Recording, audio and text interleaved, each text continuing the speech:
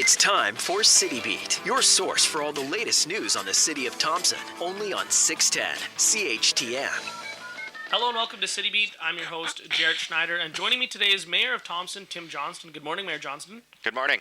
I'll give you the first minute to kind of go over things from the previous week.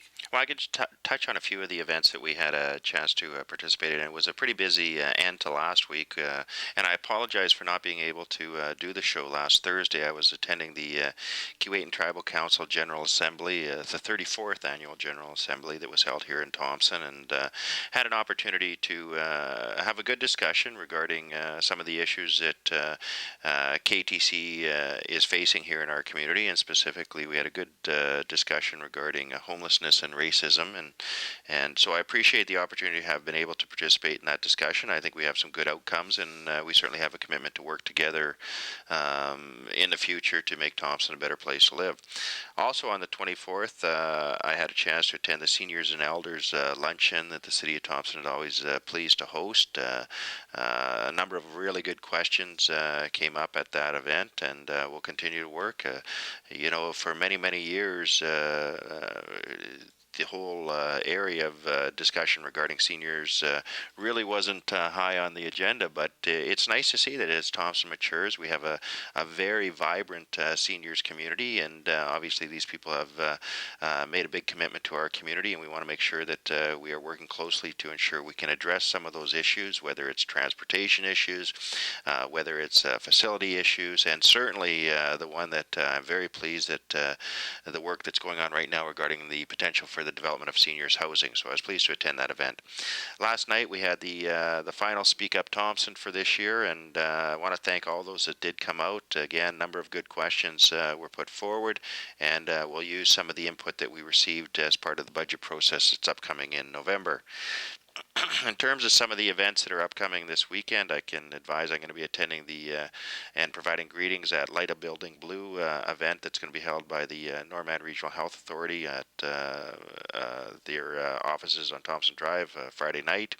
And then also encourage people to get out. Believe it or not, November 1st is tomorrow. That means that we're going to be getting into the festive season very soon, and there's going to be an Artist, Crafters, and Small Business Expo where people can go out and take a look at some of the things and maybe do some shopping. So it's going to be a busy time. Obviously, we've got Halloween tonight. I just want to encourage everyone to please take caution. We've had the benefit of some very good weather. It still may be a little bit slippery tonight, so there's going to be a lot of youngsters out on the streets. Encourage people again to drive safely, keep an eye out, and hopefully everything goes great for the kids. And then, of course, just a reminder that Remembrance Day is coming up, and encourage people to attend the event that will be held at the Thompson Regional Community Center. 204-677-8181. We have Mayor Tim Johnston here today taking your calls live. 204-677-8181. Now, you mentioned last night the second Speak Up Thompson meeting was held in the fall so far, and I know they've been going on for over 5 years now. What are some of the benefits from doing these meetings every year? Well, I think the benefit really is the ability to get out of City Hall and have a conversation with residents in their neighborhood. And it was an idea that was put to City Council, as you say, a number of years ago. I know that City Hall and the Council Chamber can often be somewhat of an intimidating place in terms of a government organization, but I think that Council is very concerned with what residents have to say, and I think that it's a real good opportunity to go have an informal discussion, and we do most of the listening, which I think is the way it should be, and I've said it before, over the number of years that we've been doing it, the suggestions that have come forward have really assisted the city, especially in budget process, but also in terms of the way we do things, and sometimes, I think that residents think, well, they must know that, or they must understand this, and I often tell people, no, you have to bring those things to our attention. And the other one is that it's good to get out of City Hall for members of council, because I think sometimes when we're sitting in the chamber, we lose track and we lose touch with what actually is taking place at that community level. So I think it's a good process. It's worked very well. And whether or not you had a chance to attend last night, you still have a chance chance to provide input. We did a number of postcards that we've distributed around the community that ask a few questions. What are we doing that people see as positive? What things do we need to do to improve the way we do things? And what are those key things that this community is missing that maybe we could take a look at bringing here? So encourage people to, if they hadn't had a chance to get to the meetings, they can still provide their input by filling out the card and dropping it off at City Hall. 204-677-8181. Now, you mentioned some of the other ways that people can still provide their input without going to the meeting last night. So what were some of the things that maybe were brought forward last night to the city? Well, I think that some of the ones that we saw, the need again to take a look at our downtown strategy and keep it focused. I was very pleased with the positive comments in terms of what people saw over the last year, and so that gives us, I think, some strength when we go into the budget discussion in terms of looking at increasing those resources. I think we saw an awful lot about the need to enhance Thompson as a place where people can look at retirement.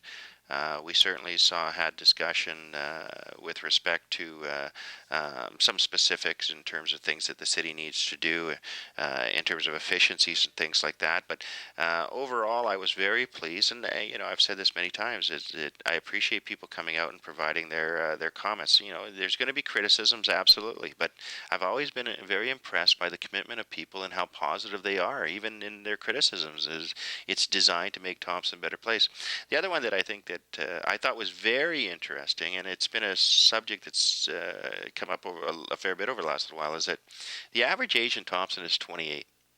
And one of the things that I think that I'm starting to hear more of is that the need to engage that young professional crowd between the ages of, let's say, 20 and 35 who may be new to this community, and how do we get them involved in the community? How do we ensure that we're meeting their needs as young professionals that really can choose to go anywhere in Canada and are choosing to be here? So how do we continue to engage them or attract those people to Thompson? So I think that's an interesting discussion to have, and I've often said that, all too often, whether it's that issue or whether it's a downtown issue, we tend to look through things with our own perspective, and sometimes we have to step out and think about how others view our community, and then that may help us get to where we need to do in terms of new programs initiatives. So number of good comments, and again, we captured those, and we'll use those as part of the budget process.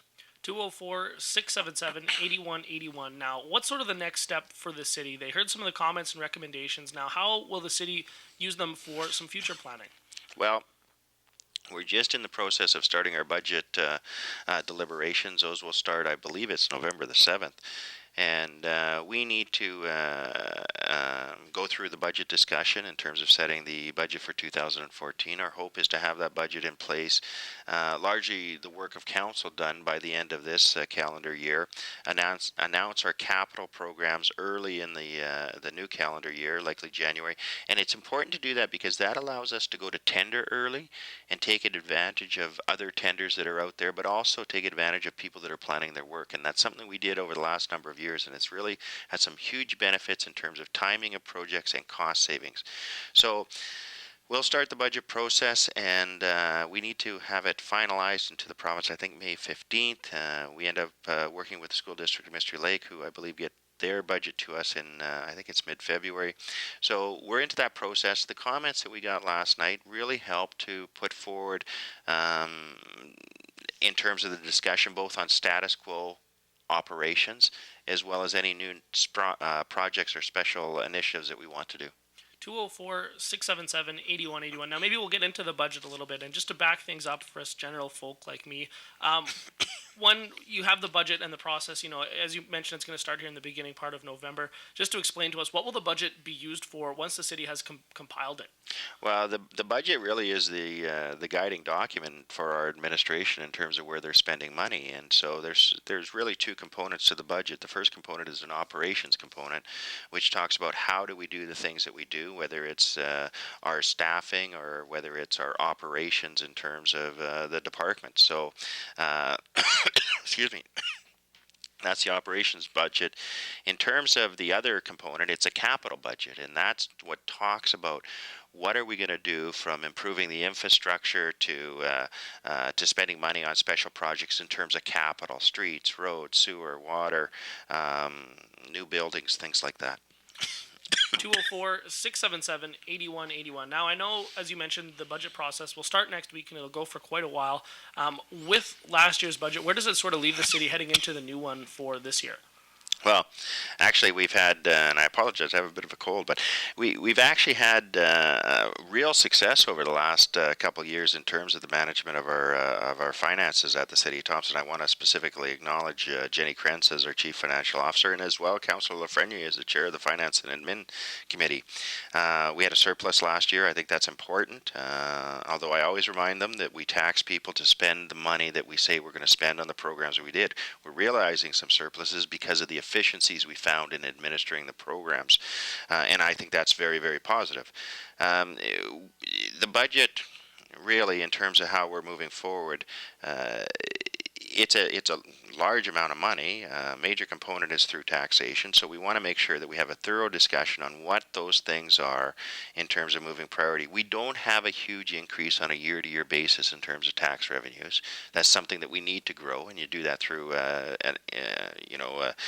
enticing new businesses and things like that, but our development. So we know that we have to be very efficient in terms of how we spend our money, and I think that that's a big part of what we did last night, is get those ideas from people. So we'll start, as I said, in early November. We go through first our operations, and then we go into capital, which takes most of the time.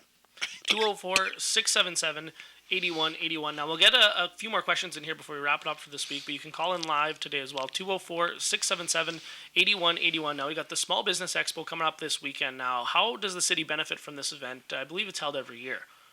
Well, it's been held the last few years, and I know I have to put a plug in here for Leanne Brown at Community Futures, noted my connection. I also work there, but Leanne does the work in terms of putting this event on, and what it really does is I think it showcases the artists and the crafters that we have in our community and surrounding communities. And from what I'm understanding, it grows every year. We're now over in the Thompson Regional Community Center because we needed the space. I understand. I think there's over 50 displays that are going to be there. So for me, it showcases the talent that we have, but also provides an opportunity for residents to go out and, as I said, maybe pick up some crafts or pieces of art, both for their own enjoyment or potential for gifts for the upcoming festive season. 204-677-8181. But before we go, I'll, as always, give you the final minute to kind of preview the week ahead.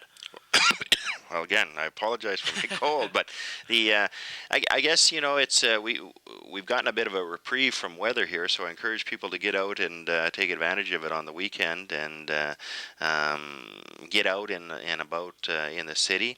Again, my big one is safe operation, safety first tonight, being Halloween. And encourage everyone to get out and enjoy it, but certainly please pay close attention to the children on the streets. Drive safe and make sure that the neighborhoods are safe. We will have an added presence in terms of RCMP as well as Thompson Fire and Emergency Services and bylaw out on the streets tonight, just to make sure that things are safe and traffic is moving. But again, I encourage everyone to take caution, but also more importantly, have some fun.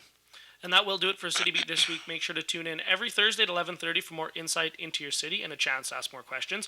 I would just like to thank Mayor Johnston for joining me today, and to everyone else, I hope you enjoy your Thursday. City Beat will be back next Thursday morning.